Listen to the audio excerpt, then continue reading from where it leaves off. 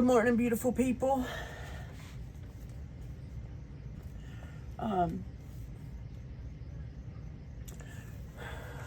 Before we get started, I would love for y'all to stand in prayer with me, because since I started this, I have been, I've said it almost every day. Every day there's been something new. Satan is seriously trying. He's really trying to step on this ministry that God put in my lap. If you know God, then you know that our fight is not against flesh and blood. It's against principalities and powers and, the rulers of the darkness of this world, but not just the rulers of the darkness of this world, but also against spiritual forces of evil that are in heavenly places. We have to always keep in mind that our real enemy is the devil. And that when we step into our calling, when we step into what God calls us to do, man, the attacks are real, y'all. They're real, and it gets harder and harder every single day to get on here and record this. Because I know I'm putting God's word out, and Satan hates that. When I ask y'all for love and support, subscribe, I really need y'all's love and support. It's a battle every day to record this. Satan is trying his best to attack every area of my life. He can't take the God out of me. He can't take away my love for God. But he can attack my health. He can attack my dad's health. He can attack my children's health. And he can attack their spirits. And he can send his little minions to whisper in their ears. And they can end up in places they never should have been. And every day I just have to get up and fight against it and not let it win. I need y'all to pray with me that this house, that this ministry is anointed and covered with ministering angels, and stand with me in prayer that heaven's hounds go after my children.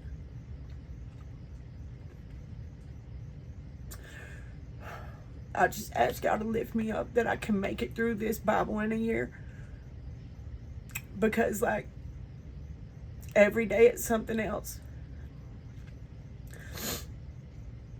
I made a promise to God that I would do this and complete it. And I'm going to stand on that. No matter what comes. But it would definitely help to know that I have the love and support of the people who are actually watching and getting something from this. Because every day just gets harder. Every day there's a new attack. Every single day there's been a new attack. Every day. It's just overwhelming, and I know it's all just spiritual warfare, and I'm not going to let Satan win. He can get under my feet. The victory belongs to the Lord. I am the church of Christ, and the gates of hell cannot prevail against me. I'm going to make it through this. We're going to make it through this together. Y'all just please keep me and my family and this ministry lifted up in prayer, as I just continue to walk in obedience to what God told me to do. With all that said,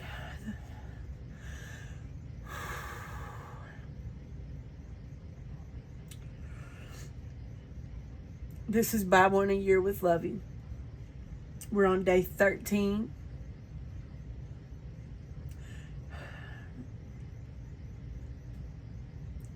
We're reading the Life Application Study Bible, 3rd edition, the New Living Translation.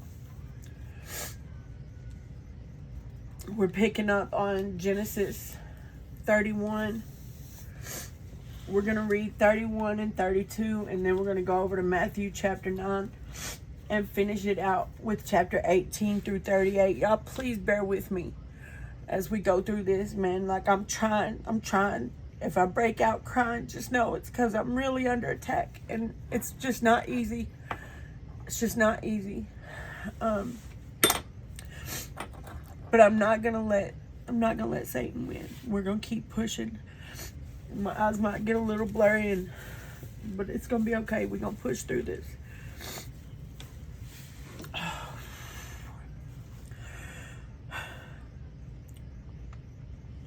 All right. Genesis 31.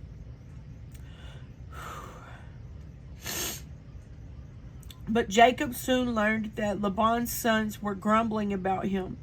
Jacob has robbed our father of everything, they said. He has gained all his wealth at our father's expense. And Jacob began to notice a change in Laban's attitude toward him.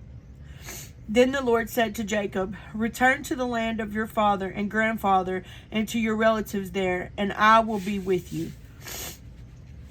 So Jacob called Rachel and Leah out to the field where he was watching his flock. He said to them, I have noticed that your father's attitude toward me has changed, but the God of my father has been with me. You know how hard I have worked for your father, but he has cheated me, changing my wages 10 times. But God has allowed him to do me God has not allowed him to do me any harm. Right. For if he said, the speckled animals will be your wages, the whole flock began to produce speckled young. And when he changed his mind and said, the striped animals will be your wages, then the whole flock produced striped young. In this way, God has taken your father's animals and given them to me. One time during the mating season, I had a dream and saw that the male goats mating with the females were streaked, speckled, and spotted. Then in my dream, the angel of God said to me, Jacob. And I replied, yes, here I am. The angel said, look up, and you will see that only the streaked, speckled, and spotted males are mating with the females of your flock. For I have seen how Laban has treated you. I am the God who appeared to you at Bethel, the place where you anointed the pillar of stone and made your vow to me. Now get ready and leave this country and return to the land of your birth. Rachel and Leah responded, that's fine with us. We won't inherit any of our father's wealth anyway. Right. He has reduced our rights to those of foreign women. And after he sold us, he wasted the money you paid him for us. All the wealth God has given you from our father legally belongs to us and our children. So go ahead and do whatever God has told you. So Jacob put his wives and children on camels, and he drove all his livestock in front of him. He packed all the belongings he had acquired in Padan Aram and set out for the land of Canaan, where his father Isaac lived. In the time they left, Laban was some distance away, shearing his sheep. Rachel stole her father's household idols and took them with her. Jacob outwitted Laban and Aramean. Jacob outwitted Laban the Aramean, for they set out secretly and never told Laban they were leaving. So Jacob took all his possessions with him and crossed the Euphrates River, heading for the hill country of Gilead. 3 days later, Laban was told that Jacob had fled, so he gathered a group of his relatives and set out in hot pursuit. He caught up with Jacob 7 days later in the hill country of Gilead. But the previous night, God had appeared to Laban the Aramean in a dream and told him, I'm warning you, leave Jacob alone. I swear, God's been telling me that about somebody for a minute, and I just keep trying to put my hands in it. And God's like, man, take your hands off of it. Let me do my thing. Just take your hands off the situation. Y'all ever get in a situation like that where you just keep wanting to be the one to control the situation? You're trying to guide it in the direction you want it to go. And God just keeps telling you, say, man, let me have it. Just let me have it. Give it to me and let me keep it. Yeah, I'm bad about that, man. I'm bad about that, especially with this one situation I'm dealing with. I'm just bad about taking my hands off of it and letting God's will be done. I think today I really am learning that lesson. And I guess it makes a difference that I'm right here in the living word and I'm reading it myself, you know. Laban caught up with Jacob as he camped in the hill country of Gilead, and he set up his camp not far from Jacob's. What do you mean by deceiving me like this? Laban demanded. How dare you drag my daughters away like prisoners of war? Why did you slip away secretly? Why did you deceive me? And why didn't you say you wanted to leave? I would have given you a farewell feast with singing and music accompanied by tambourines and harps. Why didn't you let me kiss my daughters and grandchildren and tell them goodbye? You've acted very foolishly. I could destroy you, but the God of your father appeared to me last night and warned me, leave Jacob alone. I can understand your feeling that you must go and your intense longing for your father's home, but why have you stolen my gods?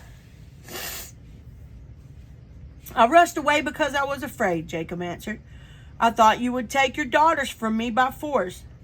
But as for your gods, see if you can find them and let the person who has taken them die.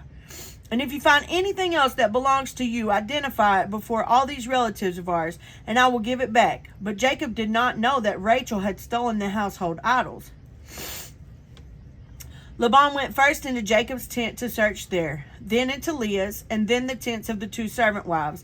But he found nothing. Finally, he went into Rachel's tent. But Rachel had taken the household idols and hidden them in her camel saddle, and now she was sitting on them. When Laban had thoroughly searched her tent without finding them, she said to her father, please, sir, forgive me if I don't get up for you. I'm having my monthly period. So Laban continued his search, but he could not find the household idols. Then Jacob became very angry, and he challenged Laban. What's my crime? He demanded. What have I done wrong to make you chase after me as though I were a criminal? You've rummaged through everything I own. Now show me what you found that belongs to you. Set it out here in front of us, before our relatives, for all to see. Let them judge between us. For 20 years I've been with you, caring for your flocks. In all that time, your sheep and goats never miscarried. In all those years, I never used a single ram of yours for food. If any were attacked and killed by wild animals, I never showed you the carcass and asked you to reduce the count of your flock. No, I took the loss myself. You made me pay for every stolen animal, whether it was taken in broad daylight or in the dark of night. I worked for you through the scorching heat of the day and through cold and sleepless nights.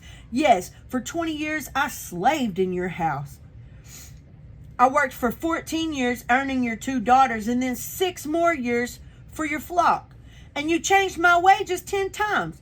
In fact, if the God of my father had not been on my side, the God of Abraham and the fearsome God of Isaac, you would have sent me away empty-handed. But God has seen your abuse and my hard work. That is why he appeared to you last night and rebuked you.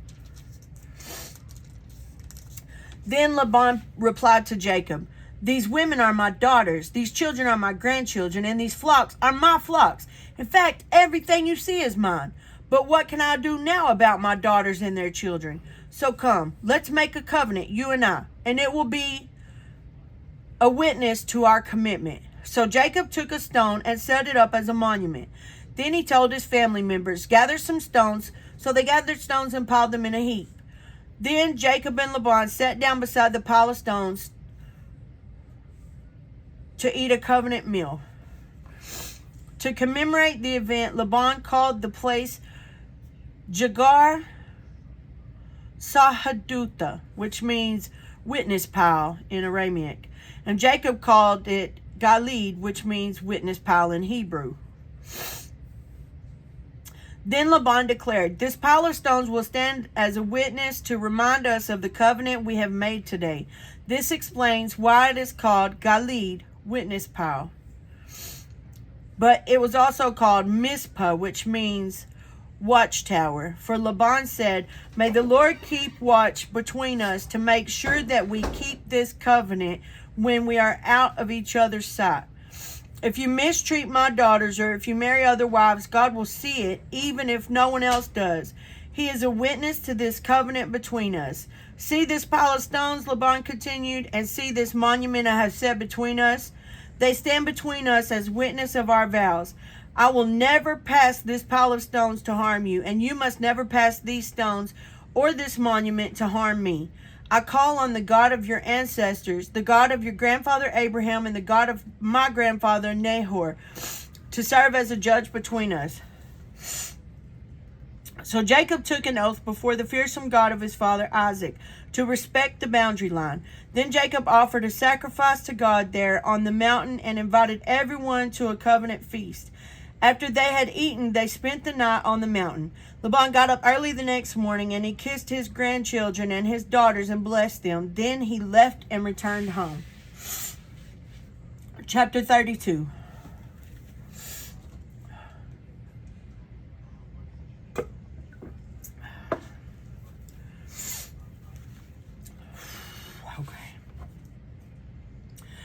As Jacob started on his way again, angels of God came to meet him. When Jacob saw them, he exclaimed, "This is God's camp." So he named the place Mahanaim. Then Jacob sent messengers ahead to his brother Esau, who was living in the region of Seir in the land of Edom. He told them, "Give this message to my master Esau. Humble greetings from your servant Jacob. Until now I have been living with Uncle Laban, and now I own cattle, donkeys, flocks of sheep and goats, and many servants, both men and women. I have sent these messengers to inform my lord of my coming, hoping that you will be friendly to me." After delivering the message, the messengers returned to Jacob and reported, "We met your brother Esau, and he is already on his way to meet you with an army of 400 men. Jacob was terrified at the news. He divided his household, along with the flocks and herds and camels, into two groups. He thought, if Esau meets one group and attacks it, perhaps the other group can escape. Then Jacob prayed, "O God of my grandfather Abraham and God of my father Isaac, O Lord, you told me, return to your own land and to your relatives, and you promised me, I will treat you kindly. I am not worthy of all the unfailing love and faithfulness you have shown to me, your servant. When I left home and crossed the Jordan River, I owned nothing except a walking stick. Now my household fills 2 large camps. O Lord, please rescue me from the hand of my brother Esau. I'm afraid that he's coming to attack me, along with my wives and children. But you promised me, I will surely treat you kindly, and I will multiply your descendants until they become as numerous as the sands along the seashore, too many to count." Jacob stayed where he was for the night. Then he selected these gifts from his possessions to present to his brother Esau: 200 female goats, 20 male goats, 200 ewes,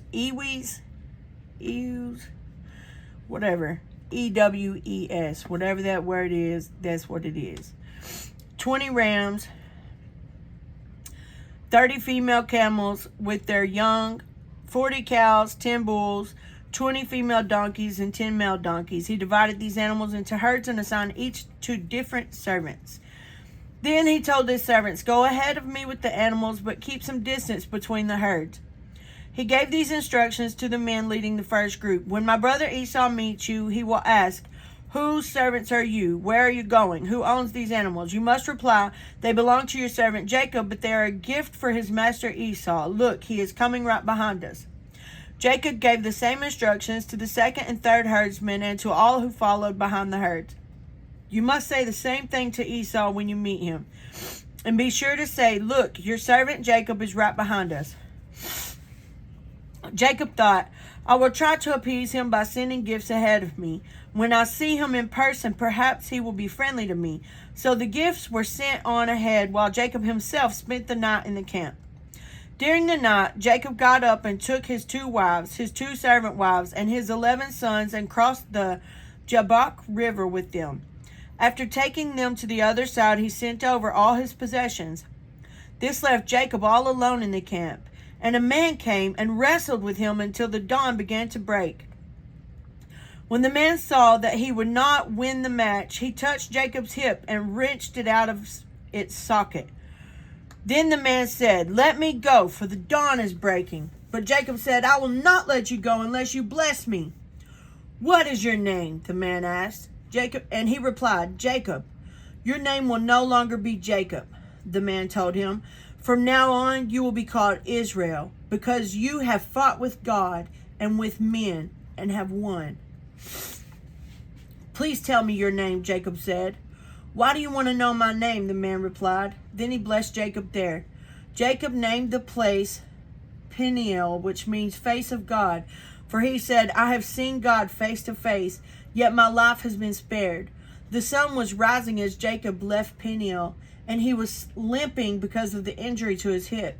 Even today, the people of Israel don't eat the tendon near the hip socket because of what happened that night when the man strained the tendon of Jacob's hip. Man, wouldn't that be something, wrestling with God? I don't ever want to wrestle with God, ever. But I think sometimes we're so stubborn in our walk. Like, I mean, Jacob was a stubborn one, you know.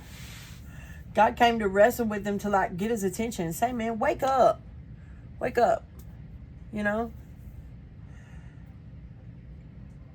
He changed his name.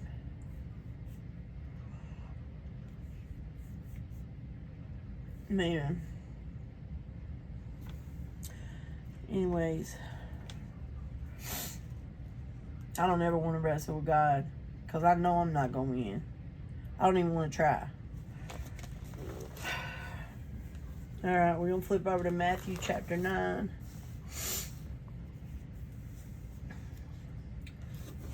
We're going to pick up on verse 18.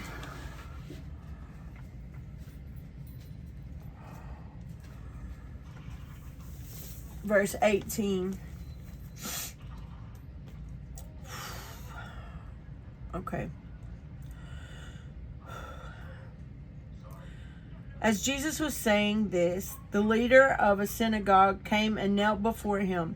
My daughter has just died, he said, but you can bring her back to life again if you just come and lay your hand on her. So Jesus and his disciples got up and went with him. Just then, a woman who had suffered for 12 years with constant bleeding came up behind him. She touched the fringe of his robe, for she thought, if I can just touch his robe, I will be healed. Jesus turned around, and when he saw her, he said, daughter, be encouraged. Your faith has made you well. And the woman was healed at that moment. When Jesus arrived at the official's home, he saw the noisy crowd and heard the funeral music. Get out, he told them.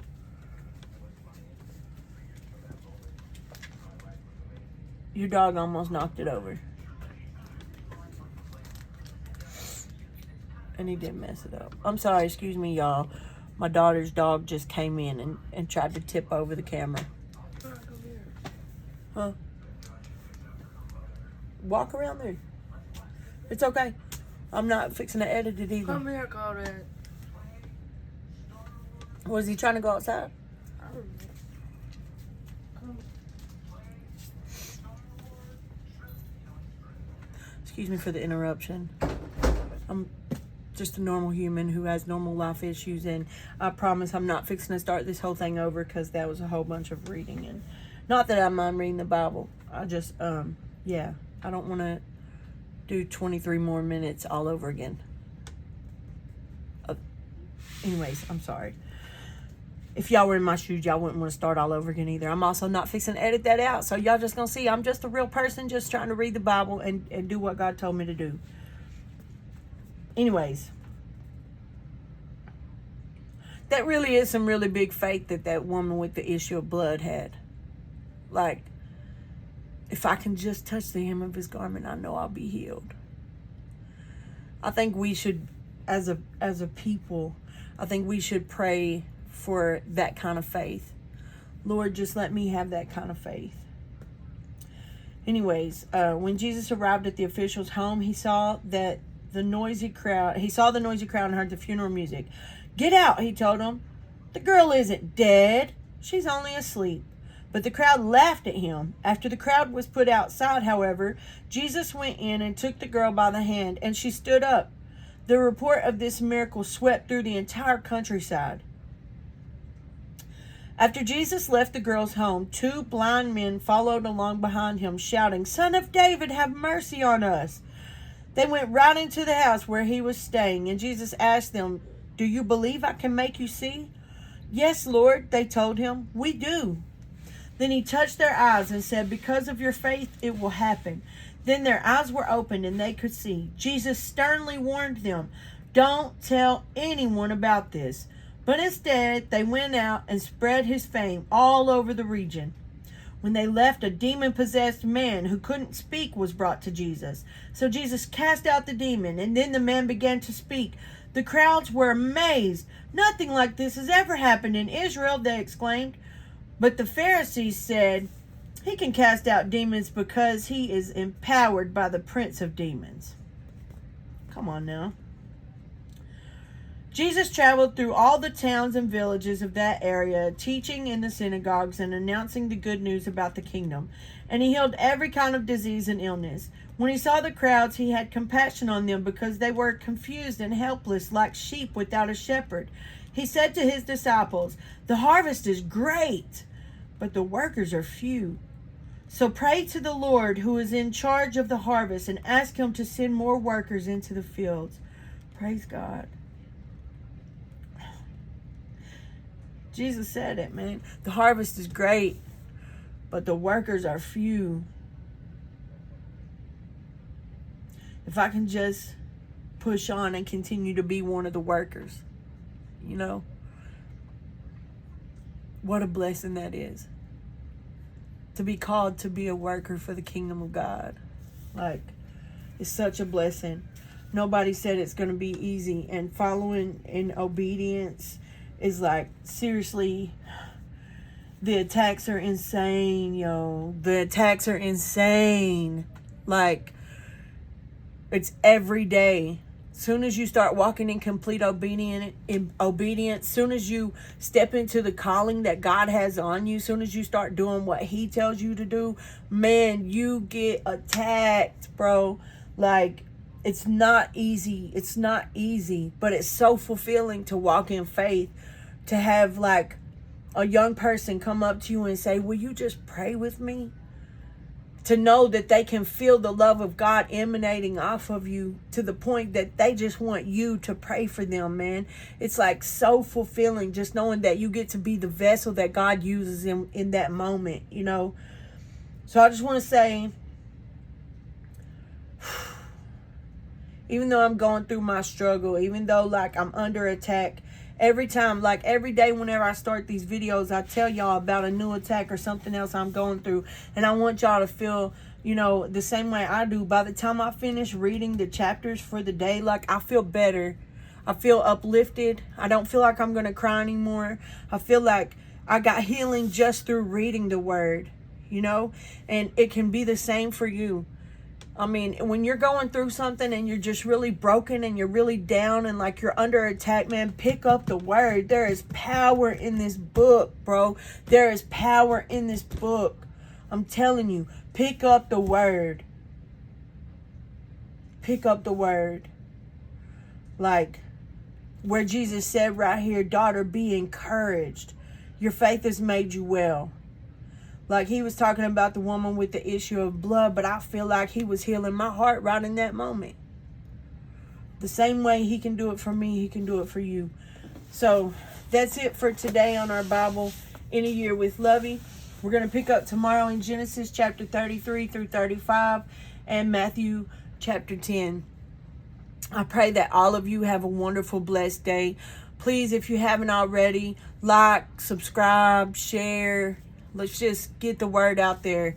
And I thank y'all for your love and support. I really do. And I thank you for any encouragement. And I just ask y'all to love like Jesus.